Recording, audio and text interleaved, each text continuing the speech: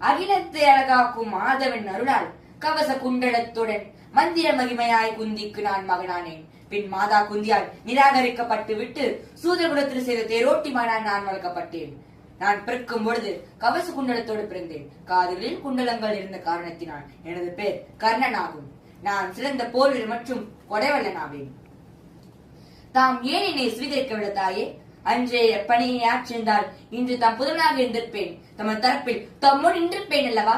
அதற்கு வழி இல்லை. காலம் கடந்து விட்டது தாயே. இனி சூரியன் மாறியிருக்கும் என்று எண்ணாதீர்கள். நான் செல்லும் பாதை அதர்மவையாக தோன்றலாம்.